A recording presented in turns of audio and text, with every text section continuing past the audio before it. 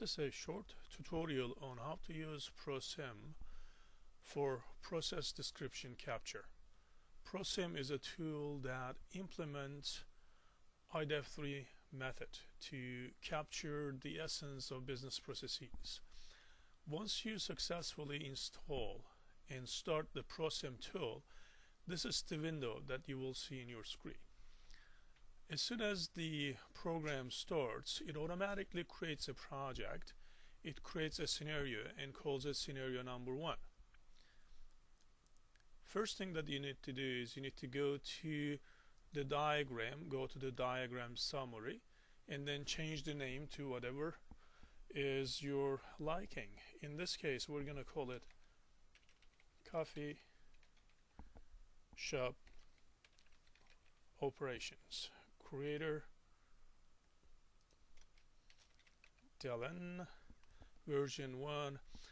As always, before you actually drop a single process icon on the diagram window, you need to come up with the viewpoint, context, and purpose. In addition to those 3 critical statements, you can also put information on the elaboration. We'll talk more about this in class. But basically you can add the objects that participate in any of the unit of behaviors that you captured in this process model. You can add all the facts, constraints that is relevant to the diagram that you're building. For this exercise, we're going to skip this portion of the model development and we're going to go right into the viewpoint. The viewpoint for this exemplary model will be the process is captured from the shift manager's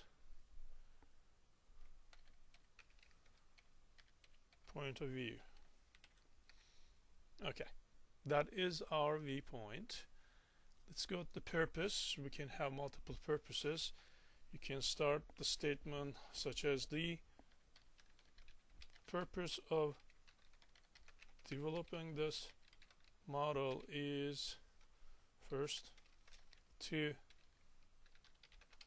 document the details about the process for standardization to improve the process, to use it for training, etc. You can be creative here in your model. We had viewpoint, purpose, and we need to put the context. Context should say what is included and what is excluded from the model. So we can say it covers the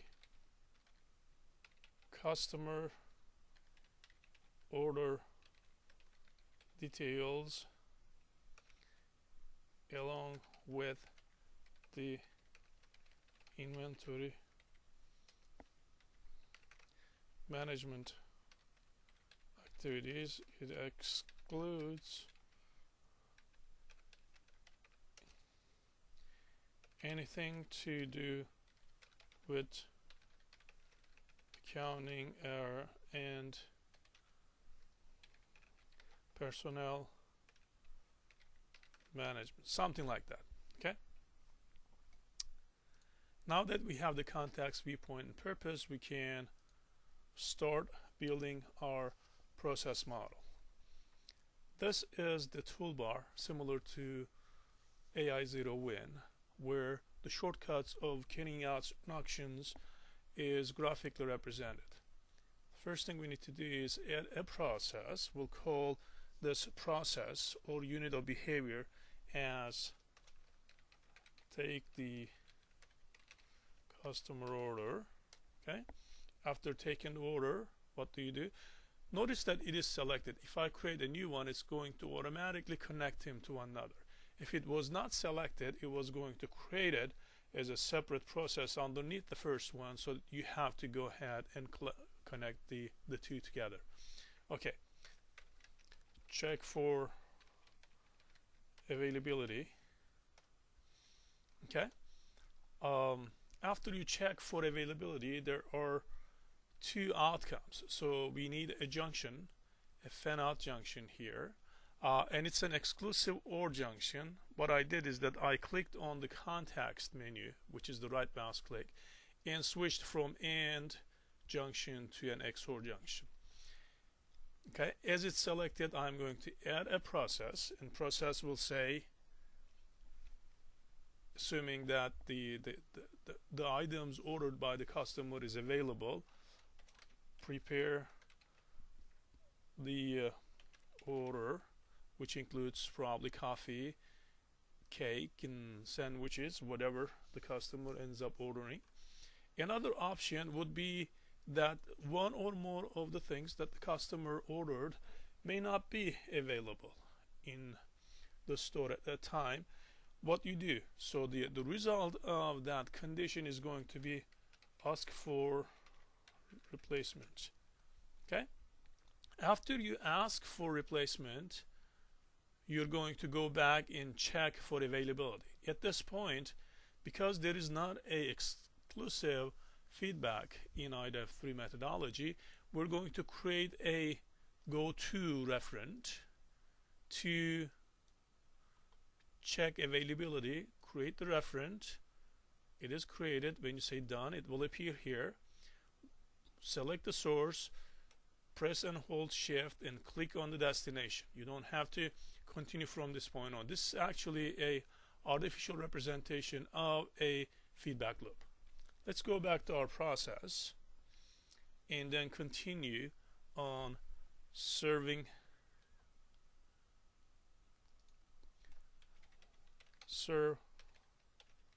coffee and other items. Okay, after you serve the coffee and other items, what do you need to do? Well, there are a couple of things that you have to do. One has to do with the charging the customer, collecting money. Another one has to do with the inventory control. So since there are two, and both of which has to be done, we're going to put a AND junction there. After the AND junction, okay, the first activity, first stream of activities has to do with the collect money. Okay, the other one has to do with managing the inventory, which has activities like update inventory records. Okay, let's select this one. What happens after updating inventory records? Well, you might actually check for the inventory level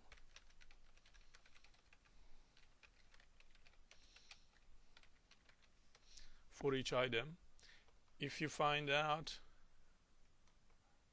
that an item is below the reorder point, okay, so there is a decision to be made at this point.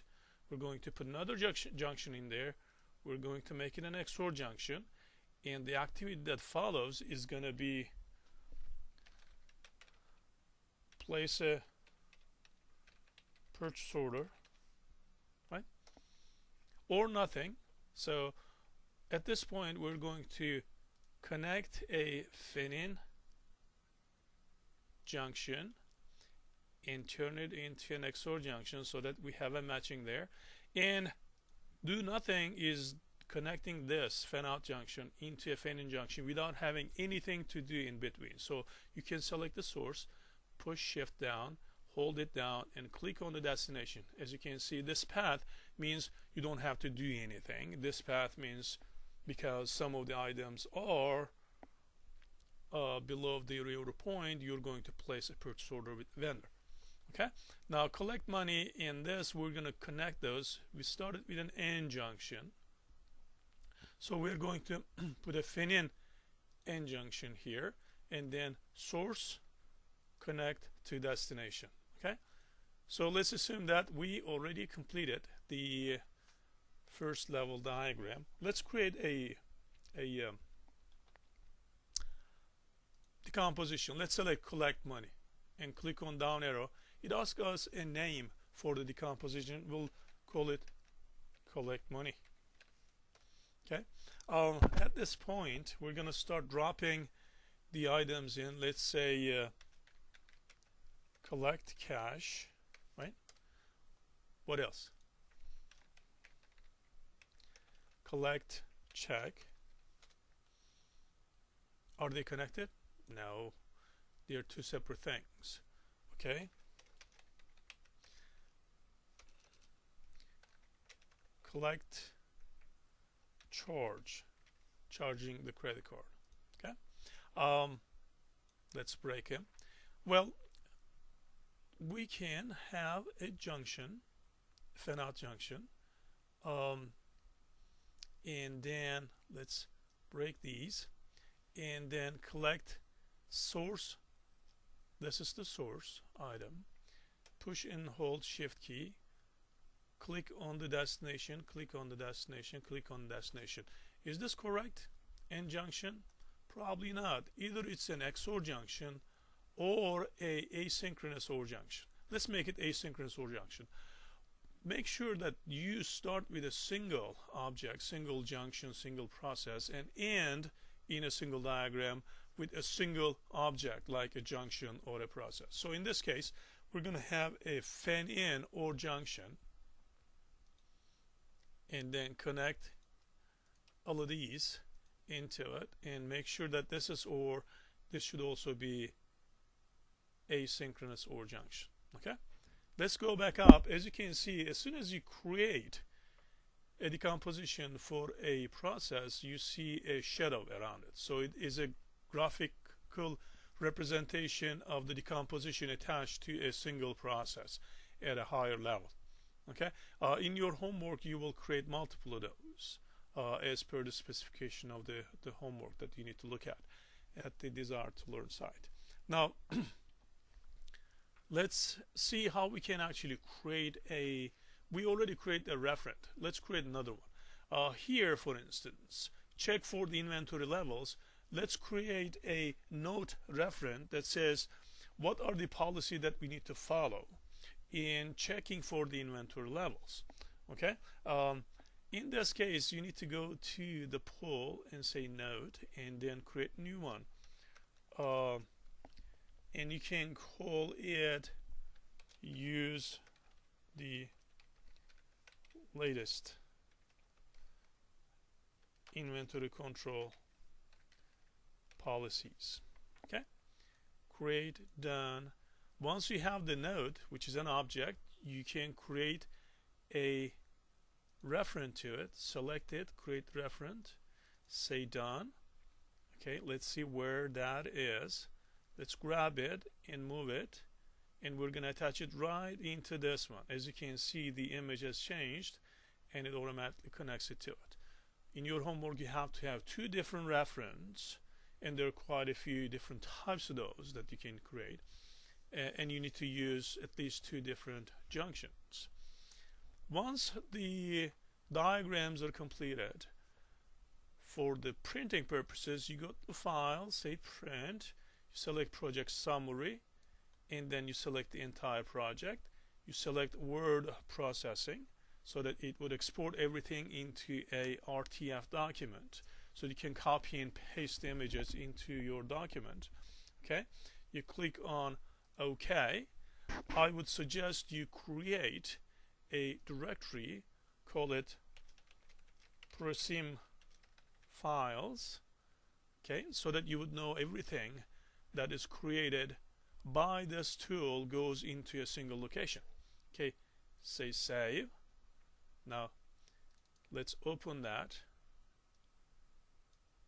As you can see, it actually created a directory called images, similar to AI0Win, and it created a file, a Word file, an RTF file that includes the text as well as the diagrams. Make sure not to make the diagrams too big because they're not going to be readable on your report. So do make sure to use appropriate levels of decomposition to simplify the diagrams at highest level and kind of distribute the details down into the aggregation hierarchy. Okay, as I mentioned to you before, this image is just a reference to the actual images that resides in the images folder. In your document, you should actually insert these images into directly to your homework Word file, as opposed to using the RTF file as a source and not copying and physically embedding those into the document. Because if you do that, if you leave it as is, the file that I'm going to be getting from you is not going to include those images, and that is not a desirable situation to be in. Okay.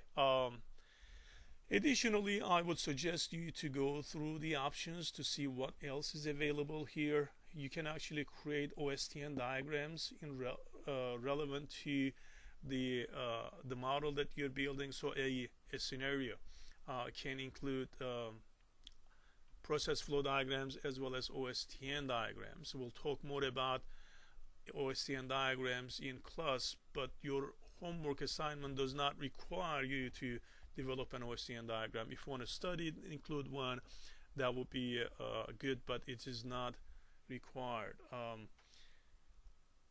As you can see, there are multiple options for each model types that you can actually set. Here is where you actually change the look and feel of the diagram into a custom display mode, where you can actually move things around. You can put swim lanes into it. You can also replace these rectangular boxes with more meaningful bitmap images. Okay, none of which is required, but you might want to just poke around and learn more about this tool, because it really is a great tool to capture and represent complex business processes in a relatively simplified way. Okay, that's all I have for this tutorial. Good luck with your model development efforts.